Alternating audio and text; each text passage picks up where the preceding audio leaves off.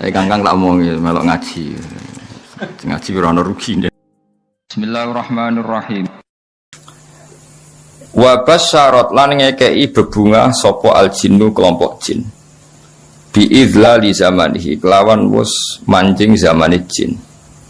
Mesti jin sudah merasa final karena sesuatu yang dinantikan sudah datang. Wantu hikat lan dadi rusak. Apa al-kahanatu sistem perdukunan. Dados riyen dukun saged ngakses berita langit mergo wonten bocoran saking jin. Tapi sakwise Nabi lahir semua akses ke langit ditutup. Ya semua akses ke langit apa? Ditutup. Terus nak jin kepengen nyadap informasi langit diantem kalian bintang napa? Kalian bintang. Di sini wa khifdam apa sebutnya rujumal lisyayatin apa? Bintang-bintang itu membalang apa? Setan. Ya, terutama sausai lahir kanjeng Nabi Muhammad sallallahu alaihi wasallam. Terus riyen tapi ono hikmah mulane pangeran nak gawe kabeh ono hikmah. Terus riyen niku jin niku kerja sama kalian dukun. Dukun niku wong paling kena dipercaya riyen. Eling-eling dukun itu dulu orang yang paling bisa dipercaya karena dekne entuk bocoran sangka jin sing iso ngakses napa langit. Dirian, mana wong ora oleh gedeng dukun teman-teman. Wis ubenyo ana sing dukun wae dadi. So nyai kangelan wis napa dukun. Mergo Allah gawe dukun dhisik ya ana hikmah. Umpama ora ana dukun niku ora ana bocoran ape ana nabi lahir ning napa? Akhir zaman. Iki kalau terangno wis sithik. Dados riyen sedherenge Kanjeng Nabi lahir niku dukun-dukun niku orang yang paling bisa dipercaya. Mergi saged ngakses langit lewat perewangan apa jin. Jin iso ndelok ning langit. Nak ning Lauh Mahfuz iku suatu saat ana wong sing jenenge Muhammad. Wonge lahir ning Mekah ngene. Sehingga zaman iku informasi tentang Nabi itu transparan baik dari pendeta kaya Rohibu Bukhairah maupun dari perdukunan. Nggih pun ngoten pangeran ngersakno. Akhire Bani Hashim niku mboten pati dagang, mulane melarat-melarat. Bani Abdi Samsin niku tetep dagang, mergo ngerti nak Muhammad iku ora lahir lewat mereka. Eling-eling ya wae Muhammad bin Abdillah bin Abdul Muthalib bin Hashim. Hashim didulur jenenge Abdi Samsin. Nah, Abdi Samsin iki sak turunane termasuk Muayyah, nggih Muawiyah nggih niku bin Abi Sufyan bin Harb nggih bin Umayyah bin Abdi Samsin. Niku ngerti nak turunan Nabi ora bakal ning ndekne, melane tetep nek mati dagang. Sementara Bani Hashim padahal Muhammad bin Abdillah bin Abdul Muthalib bin Hashim.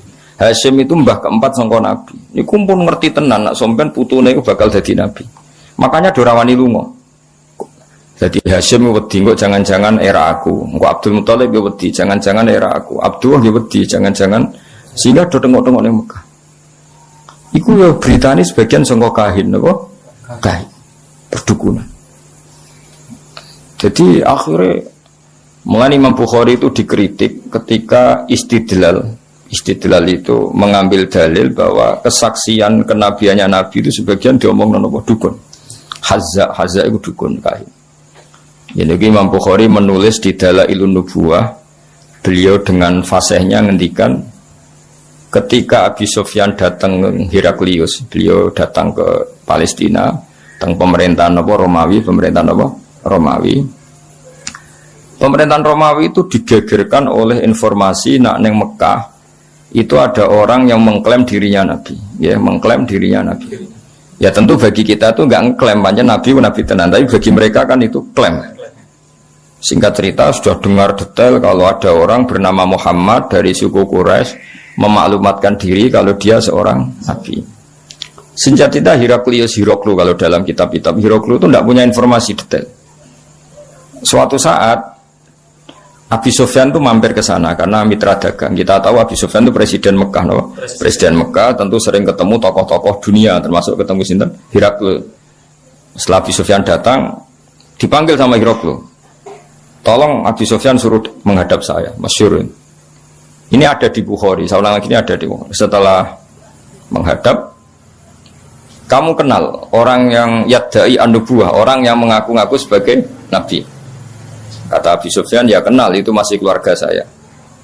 Ya itu saya kenal karena itu masih keluarga. Zaman itu Abi Sufyan masih kafir. Jadi justru itu bagus, pas itu Abi Sufyan masih kafir. Masih kafir. Lalu orangnya sebelum jadi nabi itu pernah bohong enggak? Enggak pernah. Muhammad itu enggak pernah bohong. Justru itu bagus. Karena kesaksian dari seorang musuh apa? Kesaksian dari seorang musuh karena Abi Sufyan belum iman. Terus bapaknya Muhammad ada yang pernah jadi raja enggak? Enggak. Mbahnya enggak. Terus pengikutnya itu orang-orang lemah atau orang-orang kuat? Orang-orang lemah. Terus pengikutnya itu apa yang ada yang jadi murtad apa enggak setelah ngikuti Muhammad? Enggak ada yang murtad. Bahkan fanatik sekali dengan Muhammad. Kamane wani mati demi Muhammad. Ya mereka nyebut masih Muhammad, masih jangkau.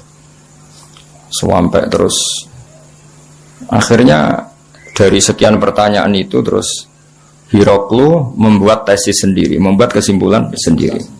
Itu yang namanya Muhammad itu nabi betul. Sifatnya persis yang saya temukan dalam Taurat. Ya,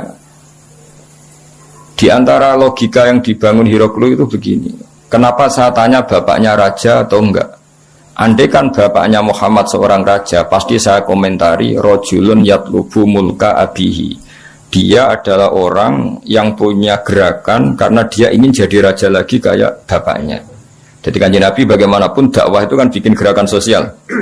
Ya, yang namanya dakwah itu dalam kacamata sosial kan tetap dianggap gerakan apa? Sosial. Dan itu kalau bapaknya raja berarti apa? Rojulun yatlubu mulka abih. Dia bikin gerakan gitu supaya jadi raja lagi kayak bapaknya, kayak mbah-mbahnya. Ketika kamu bilang bapaknya tidak raja, berarti murni karena tugas dari Allah Subhanahu wa Ta'ala. Singkat cerita akhirnya Hiroklu manggil temannya dia yang ahli kahana Hazza. Kamu kesini. Ketika teman-teman diskusinya yang sama-sama menguasai kitab langit, tanyanya lucu. Saya mimpi bahwa nanti yang menguasai Jaziratul Arab itu rojulun muhtatinun, orang yang berkhitan.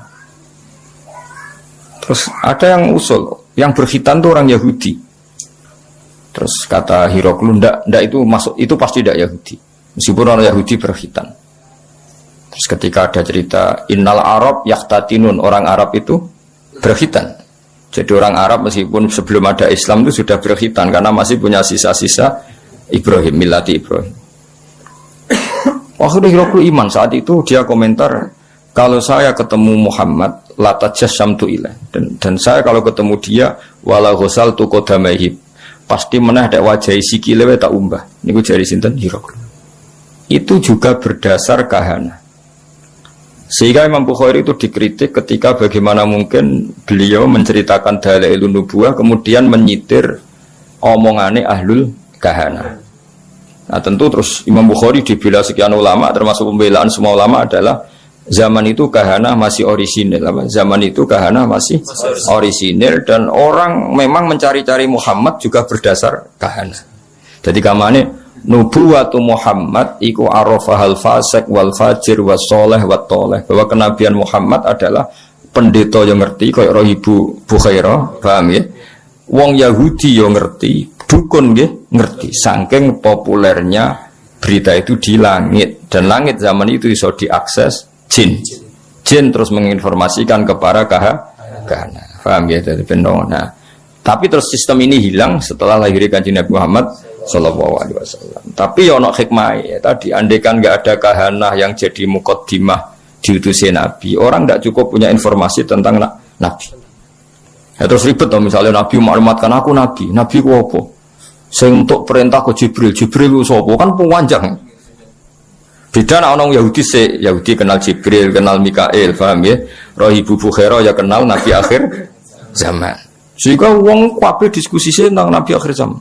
Jadi cara saiki wis di seminar, wis dadi trending topik, sudah orang sudah bicarakan itu semua. Paham ya? Terus kabeh sing dikek pangeran ono hikmah. Mane kahana zaman iku ono gunane, termasuk bocoran langit nak ape ono nabi akhir zaman niku berdasar napa? Kahana. Mane Imam Bukhari ngebabkan dalailun nubuwah niku termasuk komentare ahlul kahana. Paham ya? Tapi kahana sebelum itu, sebelum ada apa pemutusan hubungan apa langit. Ini jenenge apa? semua ngerti. Wa basyaratil jinnu bidzali zamani wa antuhiyatil kahanatu wa rohibatir rabbaniyah. Subhanallahi wa bihamdihi adada khalqihi wa ridha nafsihi wa zinata arsyihi data kalimati. Subhanallahi wa bihamdihi adada khalqihi wa ridha nafsihi wa zinata arsyihi data kalimati. Subhanallahi wa bihamdihi adada khalqihi wa ridha nafsihi wa zinata arsyihi data kalimati. Subhanallahi wa bihamdihi adada khalqihi wa ridha nafsihi wa zinata arsyihi data kalimati. Subhanallahi wa bihamdihi adada khalqihi wa ridha nafsihi wa zinata arsyihi